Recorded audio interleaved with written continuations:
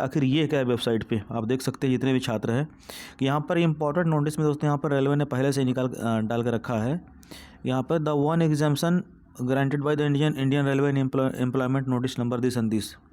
इस नोटिस के दम पर कम से कम यहाँ पर हज़ारों छात्रों ने यहाँ पर ITI किया है, हज़ारों छात्रों ने ITI किया है। अब एक तरह से मान सकते हैं कि भावनाओं के साथ खिलवाड़ किया गया है, मतलब कि लोगों का माइंडसेट हो गया था कि हम तो भर्ती ITI पे है, कंपटीशन लेवल कम है। और जाहिर सी बात है कि अगर जहाँ पे जनसंख्या अधिक होती है, किसी भर्ती अगर कम है तो वहाँ पर कंपटीशन ज़्यादा होता है, तो थोड़ा मेंटल प्रेशर होता है।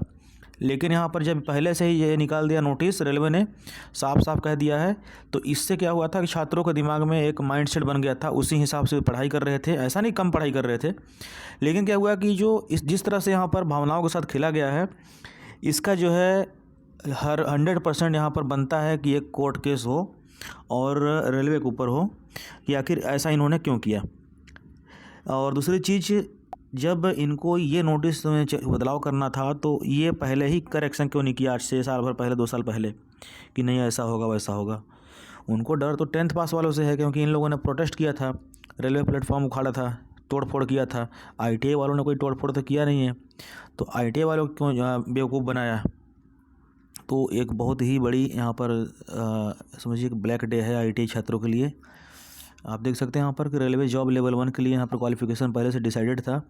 इस नोटिस को डाउनलोड करके यहाँ पर कोर्ट में पेश करना चाहिए कि इसके ही बिहाफ में सारे बच्चे यहाँ पर तैयारी कर रहे थे और पूरी माइंडसेट के साथ। देखिए यहाँ पर इंजीनियरिंग, मैकेनिकल, इलेक्ट्रिकल सबको डाला था, जो कि यहाँ पर दूर दूर तक कोई रिश्ता नाता नहीं है। अब 10th plus past plus ITI, इसका मतलब ये हुआ कि ये पूरा पूरा टेक्निकल है। लेकिन यहाँ पर क्या कर दिया, 10th कर दिया और ITI। तो ITI शब्द ही हटा दो ना, जब वहाँ पर 10th कर दिया तो फिर ITI क्यों लगाया है, बेवकूफ़ बनाने के लिए ITI छात्रों को। इस नोटिस में आपने ITI छात्रों को बेवकूफ़ बनाने के लिए लगाया है ITI। यहाँ पर तो ठीक है, लेकिन वहाँ जो नोटिस में लगाया है 10th और ITI, तो क्या ITI और 10th में कोई मतलब ही नहीं है, कोई डिफरेंस नहीं है इसका मतलब, फिर ITI क्यों करवाया। ITI कॉलेज ही बंद कर दो, कोई वैकेंसीज ITI पे कहाँ वैकेंसी आती है। एक रेलवे थी, उसमें वैकेंसी आती है, तो रेलवे वैकेंसी निकालती थी, तो कर दो, तुम बंद कर दो, क्या मतलब है फिर ITI कराने का। स्टेट लेवल की सारी भर्तियाँ ख़त्म हो गई हैं। उत्तर प्रदेश में जो बिजली विभाग भर्ती आती थी ITI लेवल की, वो भी ख़त्म हो गई है। सब कुछ प्राइवेट है, तो जो रेलवे की वैकेंसी आया करती थी वो भी तुमने कर दिया, तो फिर बच्चे कहाँ जाएंगे ITI वाले। तो कुल मिला के काम करो कि ITI कोर्स बंद कर दो। 10th पास पर जो है ना MBBS डॉक्टर बनाओ, 10th पास पे इंजीनियर बनाओ, 10th पास पर यहाँ पर जो है आप सब कुछ जितने भी होते हैं पोस्ट भारत में, सबकी वैधता 10th पास ही कर दो, ठीक है, ताकि यहाँ पर कम से कम सबको ये लगेगा हाँ चलो ठीक है, आप इलेक्शन में जीत जाओगे, आपको वोट बैंक भी अच्छा मिलेगा और आपकी वाहवाही भी अच्छी होगी।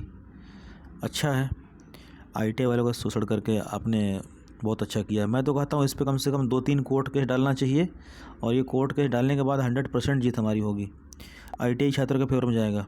जितने भी कोचिंग संस्थान हैं, तो आप लोग को ये काम करना चाहिए, और मुझे अगर सब मिला तो मैं भी सपोर्ट करूँगा, क्योंकि यहाँ पर गलत किसी के साथ नहीं होना चाहिए। जो पहले से किया गया है ऐसा, मैं इसलिए ITI के फेवर में इसलिए कर रहा हूँ क्योंकि ITI को पहले दिखाया गया, सपने दिखाए गए कि भाई मैंने ऐसा किया है, वैसा किया है, मैं ऐसा करने जा रहा हूँ।